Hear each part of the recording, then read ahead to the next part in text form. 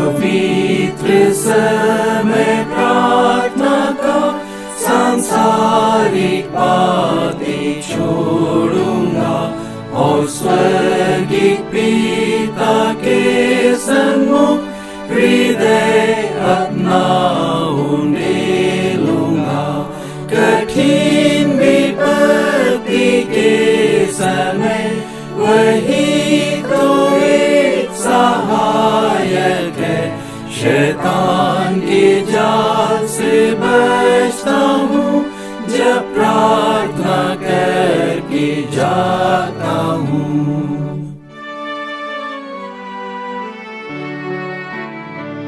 पवित्र समय प्रार्थना का जब जान के उसकी सत्यता पिता से विनती करता हूँ, आशीष की आशा करता हूँ। मुझे प्रभु बुलाता है, समझाने क्या अनुग्रह है। चिंताएं सारी प्रार्थना कर डाल देता हूँ मैं उसी पर।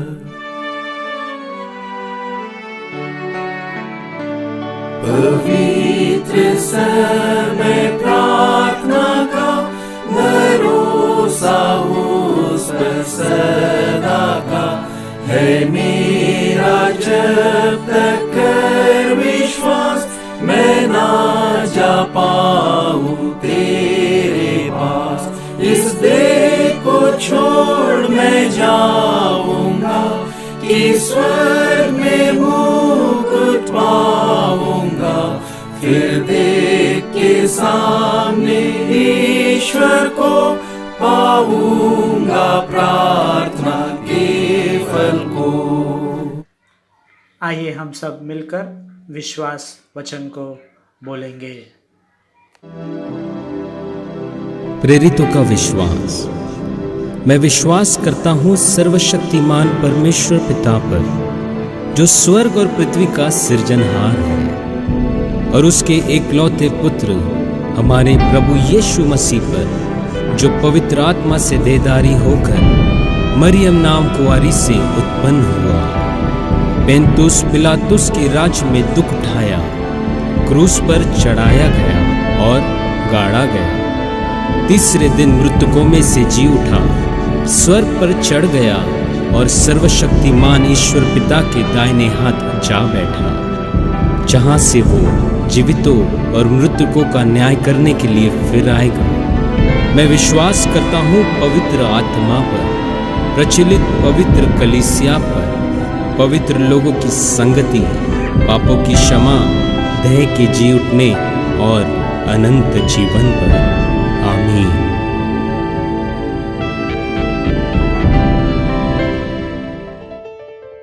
पवित्र शास्त्र भजन संहिता भजन 20। संकट के दिन यहोवा तेरी सुन ले, याकूब के परमेश्वर का नाम तुझे ऊंचे स्थान पर नियुक्त करें। वो पवित्र स्थान से तेरी सहायता करें और सियोन से तुझे संभाल लें।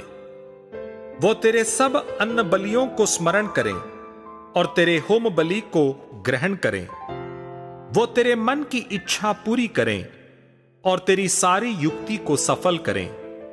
तब हम तेरे उद्धार के कारण ऊंचे स्वर से हर्षित होकर गाएंगे और अपने परमेश्वर के नाम से झंडे खड़े करेंगे। यहोवा तुझे मुंह मांगा वरदान दे। अब मैं जान गया कि यहोवा अपने अभिषिक्त का उद्धार करता है। वो अपने दाहिने हाथ के उद्धार करने वाले पराक्रम से अपने पवित्र स्वर्ग पर से सुनकर उसे उत्तर देगा। किसी को रथों का और किसी को घोड़ों का भरोसा है, परंतु हम तो अपने परमेश्वर यहोवा ही का नाम लेंगे। वे तो झुक गए और गिर पड़े, परंतु हम उठें और सीधे खड़े हैं। हे यहोवा, बचा ले। जिस दिन हम पुकारे तो महाराजा हमें उत्तर दें।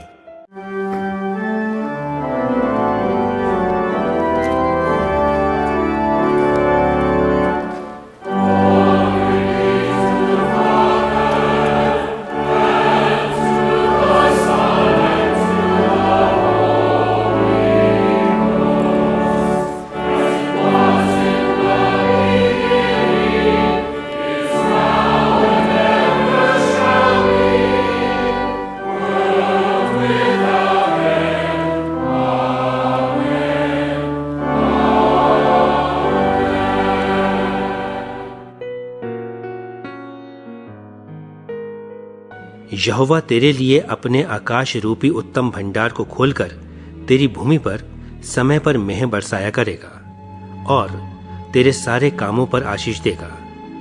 और तू बहुतेरी जातियों को उधार देगा, परंतु किसी से तुझे उधार लेना ना पड़ेगा। यीशु मसीह के मीठे और मधुर नाम में आप सभी को जय मसीह की। आशा रखता हूँ आप सभी लोग आशीर्वादित हैं और दिन प्रतिदिन परमेश्वर के वचनों में, गीतों में बढ़ रहे हैं। आइए आज के आराधना में हम परमेश्वर के वचनों पर मनन चिंतन करेंगे। वचन को हमने सुना है, एक घटना को हम सुनेंगे। एक गांव में एक किसान अपने खेती बाड़ी को करता था, परिवार के साथ खुशी से अपनी जिंदगी को बिताता था। और आप सभी जैसे जानते हैं, लास्ट ईयर, पिछले साल कोरोना महामारी के वजह से कई सारे नुकसान को उन्होंने झेला, हम सब ने झेला। और इसी नुकसान के चलते किसान की आमदनी नहीं हुई, वो कमा नहीं पाया और उसके पूरे साल निकलने के लिए उसे एक से कर्ज लेना पड़ा। वो जाकर अपने घर के कागजात को, जो लैंडलॉर्ड उस गांव में थे या सरपंच कह सकते हैं, जो सोना रखकर या घर के कागजात रखकर पैसे देते थे उस जमाने में, और आज भी कई गांव में ये प्रथा चलती है। लोग जब उन्हें पैसा जरूरत होता है उधारी से, तो वो बड़े सरपंच के साथ या लैंडलॉर्ड जहाँ पर होता है, जमींदार जो होता है, उनके पास जाकर वो उधारी पैसे लेते हैं, सोना रखकर या घर के कागजात को रखकर या कुछ भी चीज गिरवी रखकर वे पैसे उधारी में लेते हैं। ये किसान ने भी ऐसा किया। उसने सोचा कि साल भर चलना है और आने वाले साल में फसल के लिए भी बीज खरीदना है, सब कुछ खाद खरीदना है, सब कुछ जरूरत के औषधि जो है चीजें खरीद कर अपने घर को भी संभालना है और खेती बाड़ी को भी देखना है। तो इसी सिलसिले में उसने अपने घर के कागजात को जमींदार के पास गिरवी रख दिया और उससे पैसे उधार लिए। 1 लाख रुपए उसने जमींदार से उधार में लिए। कुछ महीने उसके अच्छे चले। बरसात का समय आया, दूसरा साल, और वो अपने खेती को सिंचाई करने लगा, सब कुछ तैयारी करने लगा ताकि वो ये साल अच्छी फसल उगा सके और उसे बेचकर सब कुछ उसके कर्ज को मिटा सके, परिवार के हर एक जरूरत को वो पूरा कर सके। ऐसा कोशिश, ऐसा प्रयत्न वो फार्मर, वो किसान करने लगा और उसके खेती बाड़ी में अच्छी फसल आई और वो उसे बेचने चला गया और बेचने के बाद उसे अच्छे खासे पैसे मिले। उसने जमींदार के पैसे को 1 लाख रुपए को सूद समेत, ब्याज के समेत उसे रिटर्न दे दिया। अपने घर के थोड़ी जरूरत को उसने पूरा कर दिया। पूरी तरीके से घर के जरूरत को पूरा नहीं कर पाए। कुछ कपड़े अपने लिए खरीदने थे, कुछ चीजें और कपड़े उसके बीवी के लिए खरीदने थे, वे दोनों नहीं खरीद पाए। पर बच्चे के पढ़ाई के जरूरत को, घर के खान पीन के व्यवस्था को वो कर चुके हैं। ये उदाहरण मैं आपको क्यों बता रहा हूं, क्यों सुना रहा हूं? क्यों आजकल हमारी भी जिंदगी ऐसे ही है। हो सकता है आपके परिवार में बहुत पैसा है, हो सकता है आपके परिवार में कुछ कमी घटी नहीं है, पर कुछ परिवार ऐसे हैं जिनके घर में कमी घटी है। वो आप हो या मैं हो या कोई भी हो सकता है, कोई भी धर्म के भाई बहन क्यों ना हो, हिंदू हो, मुसलमान हो, सिख हो, जैन हो, बुद्ध हो या क्रिस्ती हो, हर कोई के घर में आज हम देखेंगे तो कर्ज में हम कहीं ना कहीं डूबे हैं। कोई गोल्ड लोन में है, डूबे हैं, कोई होम लोन में डूबे हैं, तो कोई 2 व्हीलर लोन में है, तो कोई 4 व्हीलर लोन पर है, या किसी ने किसी भी किस्म के पैसे की जरूरत के लिए कुछ चीज गिरवी रखकर पैसे उधारी में ली है। आज का परमेश्वर का वचन आपसे और मुझसे इस कहानी के द्वारा, इस उदाहरण के द्वारा, इस सच्ची घटना के द्वारा क्या कहना चाहता है देखेंगे। व्यवस्था विवरण उसका 28वां अध्याय वचन 12 यो कहता है, यहोवा तेरे लिए अपने आकाश रूपी उत्तम भंडार को खोलकर तेरी भूमि पर समय पर मेह बरसाए करेगा। मेह बरसाया करेगा, विच मीन्स समय पर आपको वो बरसात देगा, अपने आकाश को खोलेगा, अपने स्वर्ग के झरोकों को खोलेगा और उसके भंडार में से हमें क्या देगा? सही बारिश। वो बारिश जो एक खेती करने वाले व्यक्ति को, एक किसान को जरूरी होता है, हम सभी को जरूरी होता है, वो बरसात परमेश्वर यीशु मसीह आशीष के रीति में देगा। आगे पढ़ते हैं, क्या लिखा है उसी वचन में कहता है, वो तेरे सारे कामों पर आशीष देगा। अगर हम इस कहानी में देखें, एक साल फसल नहीं उग पाया, कोविड भी हो गया, फसल को बेच नहीं पाए, नुकसान में हो गया। दूसरा साल बरसात अच्छी आई। सोचो अगर दूसरा साल भी अगर बारिश नहीं होता, दूसरा साल भी अगर उसके काम में आशीष नहीं होता, जो काम उसने किया उसका प्रतिफल उसे नहीं मिलता। प्रतिफल के रूप में यहाँ पर लिखा गया 2 बात। पहली बात सही समय पर बरसात, और दूसरा उसके काम में आशीष, उसके हाथ के काम में आशीष, और तेरे सारे कामों पर आशीष देगा। सोचो अगर दूसरी साल भी बरसात नहीं होती तो उसकी गति क्या होती? उसे वापस उधारी लेना पड़ता, वापस शायद अगर 2 या 3 साल बरसात नहीं होते तो शायद उसका घर भी उसे बेचना पड़ जाता। और कई सारे लोगों ने इस कोविड महामारी में, कई लोगों ने अपने घर को भी बेच दिया है, कई सारे लोगों ने अपने गाड़ियां बेच दी है, कई सारे लोगों ने अपने बिजनेस को बेच दिया, क्योंकि परिवार को संभालना है, घर के हर एक जरूरत को पूरा करना है, और इसी के सिलसिले में उनको ये कष्ट, ये दुख, ये समस्या को झेलना पड़ा। आज आप और मैं वो समस्या में नहीं हो सकते। आज आप और मैं कुछ अपने घर को बेचे नहीं होंगे। आज आप और मैं अपना सोना चांदी बेचे नहीं होंगे, अपने गाड़ियां नहीं बेचे होंगे। परमेश्वर ने आपको आशीष दिया है, पर जिन्होंने बेचा है, जिनका नुकसान हुआ है, आज हम उन लोगों को याद करेंगे, उन लोगों के लिए दुआ करेंगे, और हमारे लिए जो परमेश्वर ने किया उसे हम धन्यवाद करते रहेंगे। परमेश्वर का वचन आगे इस तरह लिखा है, फिर एक बार इस 12वें वचन को मैं आपके सामने पढ़ूंगा। यहोवा तेरे लिए अपने आकाश रूपी उत्तम भंडार को खोलकर तेरी भूमि पर समय पर मेह बरसाएगा, और तेरी सारी कामों पर आशीष देगा, और तू बहुतेरी जातियों को उधार देगा, परंतु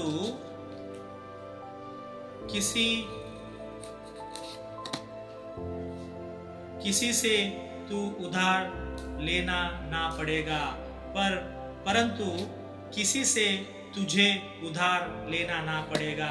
और एक आशीष यहाँ पर परमेश्वर आपको और मुझसे यहाँ पर दे रहा है, यदि आज हम कर्ज में डूबे हैं, यदि आज हम पैसे की परेशानी में हैं, यदि आज हम सेहत के परेशानी में हैं या किसी भी समस्या में हैं, परमेश्वर का वचन कहता है और तू बहुतेरी जातियों को उधार देगा। विच मीन्स परमेश्वर ने जिन्हें आशीर्वादित किया है, परमेश्वर जिन्हें आशीर्वादित कर रहा है, वे उधार देने वाले बनेंगे। They will give money to others, they will help others, वो दूसरों की मदद करेंगे। वो पैसे देने के द्वारा हो, उनके काम करने के द्वारा हो, उनसे प्रेम करने के द्वारा हो, उनसे बातचीत करने के द्वारा हो, या उनको समय देने के द्वारा हो, उन्हें उधार में वो सब कुछ देंगे। और ये मांगने वाले नहीं, पर ये देने वाले कहलाएंगे, जिन्हें परमेश्वर आशीर्वादित करा है, जिन्हें परमेश्वर समय पर बरसात दे रहा है, जिन्हें परमेश्वर समय पर मेघ बरसाता है, जो परमेश्वर उनके कामों को आशीर्वादित कर रहा है, वही परमेश्वर यीशु मसीह खुदा कह रहा है, मैं तुम्हें उधार देने वाला बनाऊंगा। हो सकता है आपने कई लोगों को उधार दिया होगा, हो सकता है मैंने कई लोगों को उधार दिया होगा, हो सकता है परमेश्वर चाहता है कि आप किसी से उधार लेने वाले ना हो सके। और कई ऐसे भी परिवार हैं जिन्होंने उधारी में अपने जिंदगी को बिताया है। आज भी हम उधारी में अपने जिंदगी को जी रहे हैं, आज भी हम दूसरे से उधार लेकर काम करते हैं, आज भी हम दूसरों से उधार लेकर अपने परिवार को या जिंदगी को या बिजनेस को या चीजों को खरीदते हैं। या आज भी जब महीना खत्म होने आता है, पैसे की घटी होती है, पैसे की कमी होती है, हम दूसरों से मांग लेते हैं और कहते हैं भैया सैलरी आएगा, पगार आएगा तो मैं तुझे दे दूंगा। ऐसी भी हम जिंदगी बिता रहे हैं। अमीर हो या गरीब हो, काला हो या गोरा हो, कोई भी देश का हो, आज हर एक देश में उधारी की समस्या है। बड़े से बड़े बिजनेसमैन भी अपने बिजनेस को उधारी में करते हैं। कई सारे लोग हैं ऐसे जो उधारी में अपनी जिंदगी को जी रहे हैं। परिवार के सदस्य हो, राशन भी हम कई बार उधारी में भरते हैं। कहते हैं भाई ये महीने तो नहीं भर पाऊंगा, अगले महीने देखता हूं, जरूर भर दूंगा। कईयों के घर में लाइट बिल की समस्या है, लाइट बिल भी ये महीने नहीं होगा, अगले महीने देख लूंगा, क्योंकि कोविड में एक ही साथ बिल, लंबा चौड़ा बिल आ गया सबका, किसी का 10,000, किसी का 15, 20, 50 लाखों में आ गया, किसी 5 महीने का बिल एक ही साथ आ गया। तो कहा कि भाई इसे इंस्टॉलमेंट में भर दो। कर्ज हो गया हमारे ऊपर, कर्ज को फेडना है, और कई सारे लोगों ने फेड दिया। परमेश्वर ने शक्ति, अनुग्रह, सामर्थ्य हम सभी को दिया, इसलिए हम परमेश्वर को धन्यवाद करें। इसलिए वो 4 अंश में लिखा है, और तू बहुतों जातियों को उधार देने वाला बनेगा। क्या आप वो इंसान हैं जो लोगों को उधार दे रहे हैं? छोटी रकम भी क्यों ना हो, 100, 50, 1000, हजारों में या लाखों में, कई लोग तो करोड़ों में भी उधार देते हैं। इस लॉकडाउन में बैंक ने भी कई लोगों को लोन दिया, क्योंकि लॉकडाउन में सब लोग समस्या में थे, इसलिए special loan, Covid related loan, जिसको कोविड हुआ है उनको लोन मिलेगा, या बिजनेस लोन, या कई सारे लोन, घर खरीदने के लिए भी लोन का इंटरेस्ट रेट थोड़ा सा कम किया गया है। बैंक भी लोन देने तैयार है, उधार देने के लिए तैयार है। परमेश्वर हमें शक्ति दे, जो उधार हम ले रहे हैं उस उधार को हम पूरा करने वाले हो। परमेश्वर हमें सामर्थ्य दे, बुद्धि दे, ज्ञान से भरे, जो उधार हम ले रहे हैं उस उधार को हम पूरा करने वाले हो। कैसा? अपने कामों को परमेश्वर आशीर्वादित करेगा। ऊपर लिखा है, और तेरे सारे कामों पर परमेश्वर आशीर्वाद करे, तुझे सही समुद्र पर मेघ बरसाए, बरसात दे, आकाश रूपी उत्तम भंडारों को खोलकर तुझे, मुझे, हर एक परिवार को परमेश्वर यीशु मसीह आशीर्वादित करे। आखिरी लाइन में लिखता है परमेश्वर, परंतु किसी से तू उधार लेना ना पड़ेगा, परंतु किसी से तुझे उधार लेना ना पड़ेगा। परमेश्वर हमें ऐसा आशीष देना चाहता है जिससे हम उधार देने वाले बने, पर लेने वाले नहीं। We will be the person who gives, not the person who takes always. कई सारे लोग जब चर्च में डोनेशन देते हैं या कहीं पर भी मंदिर मस्जिद में डोनेशन देते हैं, उनको एक अच्छी महसूस की लगती है कि हाँ, परमेश्वर मेरे पाप को क्षमा करे, मेरे परिवार को अच्छा रख, देख रेख, ये मैं डोनेशन दे रहा हूँ, एक गरीब लाचार का मदद हो जाए, ये हो जाए, वो हो जाए, ऐसी अच्छी सोच को रख कर देता है। और उससे जब हम देते हैं 100 गुना आशीष परमेश्वर यीशु मसीह हमें देता है, 100 गुना आशीष खुदा हमें करता है। पर खुदा से भी हम लेने वाले बन रहे हैं और थोड़ा कम हम दे रहे हैं। अगर हम देखें कोविड में, इस कोविड महामारी से आप और मैं जिंदा है, सुरक्षित है, जीवितों के हिसाब में है। हो सकता है हमने परिवार के या दूरजनों या रिश्तेदार या दोस्त को खोया है, पर आप और मैं इस महामारी से, इस बीमारी से सुरक्षित है, महफूज है। इसका मतलब परमेश्वर यीशु मसीह ने बहुत सारी चीज हमें दी है, जिंदा रखा है, बड़ी आशीष है। और यही आशीष यहाँ पर कह रहा है, यहोवा तेरे लिए अपने आकाश रूपी उत्तम भंडार को खोलकर तुम्हें सही समय पर मेघ बरसाएगा, आशीष देगा, अनुग्रह देगा, सारी सामर्थ्य से भरेगा, सभी बीमारियों से छुटकारा देगा और तेरे काम में तुझे आशीर्वादित करेगा। Isn't it a wonderful blessings which we have received from the God? अद्भुत आशीष हमें परमेश्वर यीशु मसीह से मिला है। Yes, जरूर हमें ये आशीष मिला है। कोविड में हम पॉजिटिव हुए थे, पर हम सुरक्षित हैं। This is also a blessings. Tension में थे, सो डर गए थे, लोग क्या बोलेंगे, क्या सोचेंगे, तो भी हम आज फिर इस जिंदगी को जी रहे हैं। फिर हमने सुरक्षित जिंदगी को जी रहे हैं। फिर खबर आ रही है कि कोविड आ चुका है, बढ़ रहा है, केसेस बढ़ रहे हैं। कल की न्यूज़ है 22 केसेस बढ़ चुके हैं कोविड के। I don't know exactly how much is the case, कितना केस है मुझे एग्जैक्टली नहीं पता, पर 22 बढ़ चुके हैं ऐसा मैंने सुना बॉम्बे के प्रांत, और बढ़ते जाएगा। थर्ड वेव आ रहा है, संभालिए, सुधारिए। परमेश्वर हमें आशीर्वादित कर रहा है, खास करके वे लोग जो इस महामारी के वजह से कर्ज में डूबे हैं। परमेश्वर ऐसे लोगों पर अपने आशीष, अनुग्रह को ढेले रखे। परमेश्वर ने हम सभी को बचाया है, इस महामारी से हो या हमारे बीमारी से हो या हमारे दुख भरे समस्या से हो, परेशानी में से हो, हर एक बातों में परमेश्वर यीशु मसीह ने हमें आशीर्वादित किया है।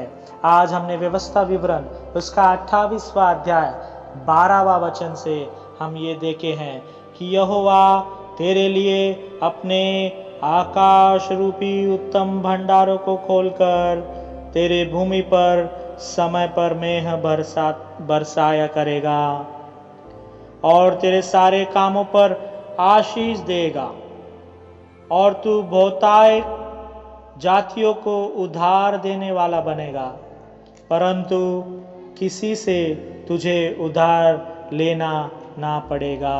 मतलब बहुत सारी आशीष परमेश्वर खुदा हमें देने वाला है। In English it says Deuteronomy chapter 28 verse 12, the Lord will open to you his good treasures, the heavens, to give the rain to your land in its season, and to bless all the work of your hand. You shall lend to many nations, but you shall not borrow. कई सारे लोगों को आप उधार देने वाले बनेंगे।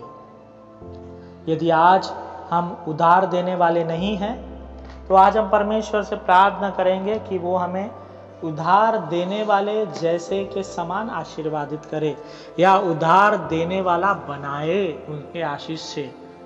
हमारे कामों को आशीर्वादित करे, हमारे बिजनेस में, हमारे सैलरी में प्रमोशन या उन्नति के मार्ग में बढ़ाए, हमें सही समय पर वर्षा या सही समय पर जो चीज़ों की ज़रूरतें हैं, जैसे किसान को सही समय पर बरसात की ज़रूरत होती है, वैसे ही हम मनुष्य को सही समय पर अपने ज़िंदगी में हर एक चीज़ों की ज़रूरत होती है।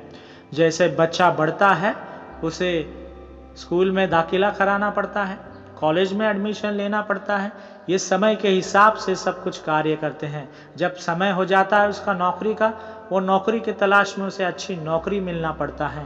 जब समय हो जाता है उसके विवाह का, शादी का, सही समय पर उसे शादी करवाना पड़ता है। जब समय होता है उनके बच्चों का, उनके बच्चों को वो जन्म देते हैं, फिर वही परवरिश करते हैं, उनका सब देख रेख करते हैं। जब समय होता है इस जिंदगी में अपने अंतिम समय को बिताकर अपने आखिरी काम को कर कर स्वर्ग पर विराजमान हो जाना, वे भी काम हम समय पर करते हैं। परमेश्वर सब कुछ हमें सही समय पर देते आ रहा है। आने वाले दिनों में भी वो आपको और मुझे सही आशीषें, बहुत सारी बातें वो बतलाने जा रहा है। खास करके आज के वचनों में 4 बातों को हमने देखा है। परमेश्वर खुदा हमें 4 चीज़ों से आशीर्वादित करेंगे। पहला, हमारे सब ज़रूरतों को वो पूरा करेंगे। यदि बरसात के द्वारा हमें खुशी मिलती है, या किसानों को खुशी मिलती है, या सैलरी के द्वारा खुशी मिलती है, बच्चों के द्वारा या शादी के द्वारा हमें खुशी मिलती है, नया घर लेने के द्वारा, गाड़ी लेने के द्वारा, जो भी खुशी आप चाहते हैं परमेश्वर से मांगिए, वो आपको देने तैयार है। स्वर्ग के झरोकों को खोलकर, भंडार को खोलकर आपको आशीष, मुझे आशीष देने परमेश्वर तैयार है। दूसरे में वो कहता है अपने काम को, हमारे हाथ के काम को आशीर्वादित करेगा। यदि आपके काम गलत है, गलत चीजों को खाते पीते हैं, गलत सोच विचार रखते हैं, तो आपको डरने की आवश्यकता है। गलतियों को परमेश्वर के सामने रखने की आवश्यकता है, माफी मांगने की आवश्यकता है, ताकि परमेश्वर हमको, आपको माफ करे और हमारे हर एक काम में वो आशीष से भरे, ताकि मुनाफा हो, प्रॉफिट मिले, परिवार अच्छे रहे, हम खुशी में रहे। तीसरा अंश वो कहता है कि हम उधारी देने वाले बनेंगे, लेने वाले नहीं, पर उधारी देने वाले बनेंगे। हम परमेश्वर को समय देने वाले हों, परमेश्वर को अपने भेंट देने वाले हों, परमेश्वर को अपने स्तुति आराधना चढ़ाने वाले हों। चौथा अंश में वो कहता है कि हम उधार किसी से नहीं लेने वाले होंगे, विच मीन्स हमारे पास भरपूरी होगी। We will be having enough for us, our families and for others as well. बहुतायत से आशीष, भंडार, बैंक बैलेंस या परिवार के सदस्य हमारे पास होंगे। किसी से मांगने की आवश्यकता नहीं होगी। यदि आज हम मांग भी रहे हैं, यदि आज हम कर्ज में भी है, चिंता मत करिए, परेशान मत हो, ये मत सोचो कि मैंने क्या गलती किया हूं, क्यों मेरे ऊपर ये कर्ज है, क्यों मुझ पर ये समस्या है। परमेश्वर उस समस्या को मिटाने की शक्ति, सामर्थ्य आज आपको और मुझे जरूर देगा, और वो देते आ रहा है। आने वाले दिनों में भी बहुत तायक रीति से हमें आशीर्वादित करेगा। परमेश्वर के वचनों पर आप और मैं चलने वाले हो सके, ऐसा आशीष खुदा यीशु मसीह हम सभी पर उंडेले। इन 4 अंशों के द्वारा इसके ऊपर चलने की शक्ति, सामर्थ्य आपको, मुझे, आपके परिवार को, मेरे परिवार को, आपके खानदान को, मेरे खानदान को यीशु मसीह देने वाले हो सके। आप उधार लेने वाले नहीं, पर देने वाले बनेंगे। आइए हम उन सभी परिवारों के लिए प्रार्थना करें जो आज उधारी में अपनी ज़िंदगी को बिता रहे हैं। वो परिवार आप हो सकते हैं, वो परिवार मैं हो सकता हूँ। हो सकता है कि आप बहुत बड़े लोग हैं, आपको पैसे की कुछ समस्या नहीं है, आप किसी को उधार दिए नहीं हैं, ना ही किसी से आपने उधार लिया है। तो आज आपको उन परिवारों के लिए प्रार्थना करना है जो आज उधारी में अपने ज़िंदगी को बिता रहे हैं, पैसों की कमी की वजह से उधार में अपने कामकाज को चला रहे हैं, अपने बिजनेस को चला रहे हैं। आइए उन सभी लोगों को हम प्रार्थना में याद करें। इन 4 अंशों के द्वारा प्रभु परमेश्वर यीशु मसीह हम पर कृपा दृष्टि बनाए रखे। अपने स्वर्ग के झरोकों को खोलकर, अपने स्वर्ग के आकाश रूपी भंडारों को खोलकर हम सभी को आशीर्वादित करें, हमारे कामों को आशीर्वादित करें और हम उधार देने वाले बने, ना ही कि उधार लेने वाले। आमीन। धन्यवाद के साथ स्तुति गाऊंगा,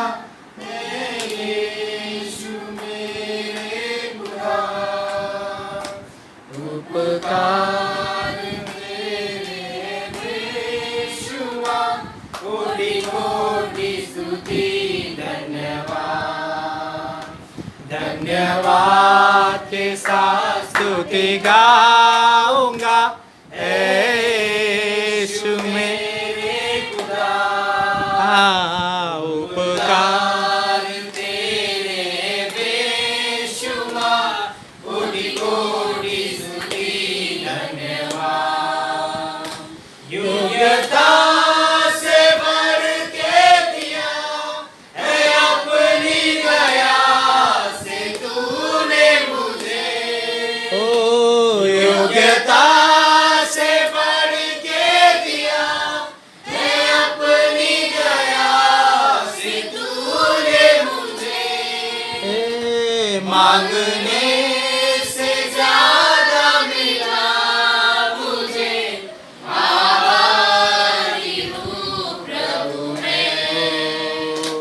मांगने से ज्यादा मिला मुझे, आभारी हूँ प्रभु मैं। धन्यवाद। धन्यवाद के साथ स्तुति गाऊंगा, यीशु मेरे खुदा। उपकार तेरे बेशुमार, कोटि कोटि स्तुति धन्यवाद। धन्यवाद के साथ स्तुति गाऊंगा, यीशु मेरे खुदा। उपकार तेरे बेशुमार, कोटि कोटि स्तुति धन्यवाद। तू ऐसा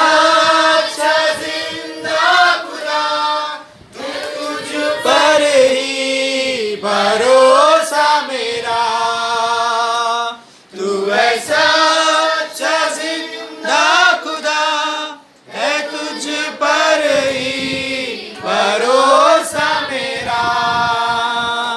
सेवा पूरी करके पाऊं इनाम, प्रभु ऐसा दो वरदान।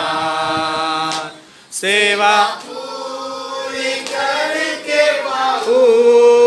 नाम, प्रभु ऐसा दो वरदान। धन्यवाद। धन्यवाद के साथ स्तुति गाऊंगा, यीशु मेरे खुदा। उपकार तेरे बेशुमार, कोटि कोटि स्तुति धन्यवाद। कोटि कोटि स्तुति धन्यवाद। कोटि कोटि स्तुति धन्यवाद।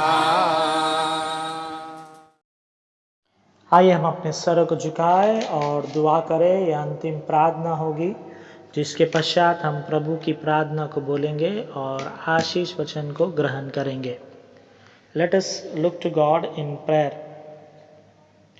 स्वर्गीय विराजमान पिता परमेश्वर यीशु मसीह, फिर एक बार हम सब आज के इस दिन में आपके पवित्र चरणों में आते हैं। तहे दिल से आपको शुक्रिया अदा कहते हैं सारी आशीषों के लिए जो दिन प्रतिदिन आपने हमारे ज़िंदगी पर, हमारे परिवारों पर, हम पर, हमारे खानदानों पर उंडेली है। जन्म से लेकर आज तक पिता कई सारे समस्याओं को हमने देखा है, उसी तरह कई सारे खुशियों को भी हमने प्राप्त किया है। पिता, आज के वचनों को हमने सुना। आपने कहा कि हमें आप सही समय पर हर एक ज़रूरत से आशीर्वादित करेंगे, इसलिए धन्यवाद। पिता, हमारे काम के, हाथ के हर एक काम को आप आशीर्वादित करेंगे, इसलिए धन्यवाद। हम उधार देने वाले नहीं, उधार लेने वाले नहीं, पर उधार देने वाले बनेंगे। आज आपने हमसे ये वचन दिया है, इसलिए आपको धन्यवाद करते हैं। पर कई ऐसे परिवार है पिता जो उधारी में अपने ज़िंदगी को बिताते हैं। वो उधार लोन के समान क्यों ना हो, या सोना गिरवी रखने के द्वारा क्यों ना हो, या किसी इंसान से पैसे लेने के द्वारा क्यों ना हो, आज हम ऐसे समस्याओं में, ऐसे उधारी में या ऐसे लोन में आज हम सब फंसे हुए हैं। इस लोन को मिटाने की शक्ति, सामर्थ आप हमें देंगे, ये हमारा विश्वास है और आप हमें दे रहे हैं, इसलिए धन्यवाद। हमारे लोन को, हमारे कर्ज को पिछले कई सालों से या महीनों से हम भरते आ रहे हैं और सही समय पर आप दे रहे हैं। जिस तरह आप किसान को सही समय पर बारिश दे रहे हैं, उसी सही समय पर आप हमें EMI भरने की शक्ति, सामर्थ्य या इंटरेस्ट भरने की, लोन के हर एक चीज़ों को भरने की शक्ति, सामर्थ्य आप हमें दे रहे हैं, इसलिए धन्यवाद। जैसा आपने कहा कुछ समय में पिता इस लोन को भी हम ख़त्म करने वाले हो सकेंगे, या इस EMI को भी, या इस कर्ज को भी हम मिटाने वाले हो सकेंगे और आगे को हम कर्ज लेने वाले नहीं पर कर्ज देने वाले बनेंगे, इसलिए धन्यवाद। आपने हमारे लिए, हम पापियों के लिए अपने पवित्र लहू को बहाया और आपने हमारे लिए कुर्बानी दी, इसलिए धन्यवाद करते हैं। आपके कर्ज को हम कभी भी नहीं मिटा सकते खुदा। वो कर्ज जो आपने 2021 साल पहले कलवरी क्रॉस के ऊपर अपने आप को बलिदान कर कर, अपने रक्त को बहाकर हम पापियों के लिए आपने कोड़े खाए, आपके कांटों के ताज आपके ऊपर पहनाया गया पिता, इस कर्ज को हम कभी भी नहीं मिटा पाएंगे। और हम धन्यवाद करते पिता, ये कर्ज, ये प्यार जो आपने हम पर उस सूली पर उंडेला है, उसी के लिए आज हम जीवित होकर हिसाब में हैं, सुरक्षित है, महफूज है और आपके आशीषों में हम बढ़ रहे हैं, इसलिए आपको धन्यवाद करते हैं। वर्णन मेमोरियल मेथोडिस्ट हिंदी कलेसिया के हर एक मेंबरान को आपके पवित्र चरणों में समर्पित करते हैं। नाम नाम से हर एक को आशीर्वादित करना, बच्चों से लेकर बुजुर्ग तक सभी को आपके प्रेम से, आपके भंडार से, कई सारे आशीषों से, कई सारे टैलेंट से आप भरने के लिए आपसे दुआ करते हैं। कईयों को आपने दिया है और आने वाले दिनों में भी आप कईयों को देने जा रहे हैं, इसलिए आपको धन्यवाद। पिता, वे लोग जो बीमारी में हैं, वे लोग जो दुख में हैं, परेशानी में हैं, घर की समस्या है, घर की लोन की समस्या है, गाड़ी की लोन की समस्या है, या पढ़ाई के लिए लिया गया, बच्चों की पढ़ाई के लिए लिया गया कर्ज की समस्या है, कोई भी समस्या क्यों ना हो पिता परमेश्वर, समस्या को मिटाने की शक्ति, सामर्थ्य आप हर एक को देने के लिए आपसे दुआ करते हैं। हमारे बुरे समय में आप हमारे साथ बने रहे, इसलिए धन्यवाद। हमारे आने जाने में आपने हमें रक्षा रखवाली की, इसलिए धन्यवाद। हमारे परिवारों को महफूज रखा, इसलिए धन्यवाद। आगे के फ्यूचर को, आगे की ज़िंदगी को आपके चरणों में समर्पित करते हैं। पिता, आप हमें हर एक दिन नई नई आशीषों से भर रहे हैं, इसलिए धन्यवाद करते हैं। हो सकता है पिता हम ये आशीष को देख नहीं पा रहे हैं, पर आप हमें आशीर्वादित कर रहे हैं, आप हमें चला रहे हैं, आप हमें बढ़ा रहे हैं, इसलिए आपको धन्यवाद करते हैं। हम सभी के गुनाहों को, पापों को आपके पवित्र चरणों में समर्पित करते हैं। मेथोडिस्ट चर्च इन इंडिया के लिए प्रार्थना करते हैं। उनके पास बान, डीएस, बिशप, स्टाफ में काम करने वाले हर एक एडमिनिस्ट्रेटिव ऑफिसर्स के लिए हम दुआ करते हैं। हर एक एडमिनिस्ट्रेटिव ऑफिसर्स के लिए हम प्रार्थना करते हैं। CNI, CSI, Marthoma, Catholic, Roman Catholic, हर एक कम्युनिटीज़ के लिए हम प्रार्थना करते हैं। इन सभी को आशीर्वादित करना।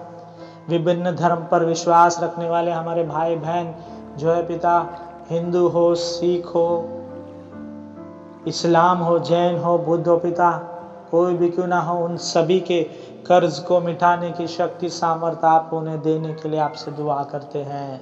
आप उन्हें चला रहे हैं, आशीर्वादित कर रहे हैं, सही समय पर मेघ दे रहे हैं, उनके कामों को आशीर्वादित कर रहे हैं, इसलिए आपको धन्यवाद। कईयों को आप कर्ज देने वाले बनाए हैं, इसलिए धन्यवाद। वे लोग जो कर्ज में है पिता, वे अपने आप को कम समझते हैं पिता, उन सभी को आप आपके आशीषों से मालो माल करने के लिए आपसे दुआ करते हैं। उन्हें भी ऐसा दिन दिखा कि वे भी कर्ज देने वाले बने, ना ही कि लेने वाले। आज के वचनों के लिए धन्यवाद। खास करके जो कहानी हमने शुरुआत में सुनी थी, वो किसान अपने घर के कागजात को लगकर जमींदार से पैसा लेता है, और अच्छा हुआ पिता आपने सही समय पर आशीष दी, बरसात दी, अच्छी फसल आई, और उसने फसल को बेचकर उसके कागजात को जमींदार से कर्ज को मिटाकर वो कागज वापस ले लिया। कई बार ऐसा हो जाता है पिता, कई परिवार, कई किसान अपने आप को, अपने प्राण को वे छोड़ देते हैं, सुसाइड कर लेते हैं, अपने आप को त्याग देते पिता, क्योंकि उनके सर पर इतना कर्ज होता है। बरसात सही समय पर नहीं होता है, समस्याएं होती हैं, परिवार के ज़रूरतें होती हैं, और वो सब पूरा नहीं कर पाते, इसलिए अपने प्राण को किसी भी झाड़ पर वो फांसी लगाकर मर जाते हैं। कई सारे न्यूज़ घटनाओं को हमने देखी है। आज ऐसे किसानों के लिए हम प्रार्थना करते जो कर्ज में हैं, उन्हें आशीर्वादित कर। बरसात की वजह से कई सारे स्टेट्स, कई सारे गांव में फसल की बर्बादी हुई है, घर टूट चुके हैं, उन सभी के लिए हम प्रार्थना करते हैं। आपके आशीषों में बड़ा सब कुछ आप हमें दे रहे हैं, इसलिए धन्यवाद करते हैं। हमारी गलतियों को माफ कर, हमें आपके मार्गदर्शन में आगे बढ़ा। वर्णन मेमोरियल मेथोडिस्ट हिंदी कलेसिया के हर एक मेंबरान, इस वीडियो देखने वाले, सुनने वाले हर एक लोगों को आपके पवित्र चरणों में समर्पित करते हुए ये प्रार्थना उद्धारकर्ता यीशु मसीह के नाम से मांगता हूँ, सुन और कबूल कर पिता, आमीन। आइए हम सब मिलकर प्रभु की प्रार्थना को बोलेंगे। ऐ हमारे पिता, आप जो स्वर्ग में हैं, आपका नाम पवित्र माना जाए, आपका राज्य आवे, आपकी इच्छा जैसे स्वर्ग में पूरी होती है उसी तरह इस पृथ्वी पर भी पूरी हो। हमारे दिन भर की रोटी आज हमें दे, जिस तरह हमने अपने अपराधियों को क्षमा किया है उसी तरह हमारे अपराधों को क्षमा कर। हमें परीक्षा में न डाल, पर बुराई से बचा, क्योंकि राज, पराक्रम और महिमा सदा आप ही है, आमीन। आइए हम आशीष वचन को ग्रहण करें। अब हमारे पिता का प्रेम, परमेश्वर यीशु मसीह का अनुग्रह, पवित्र आत्मा की संगति हम सबों के साथ, खास करके वे जो दुखित, चिंतित, परेशान, कर्ज में हैं, उन सबों के साथ सुख भरा, शांति भरा, सेहत भरा, समृद्धि भरा अब से लेकर अब तक बनी रहे, आमीन।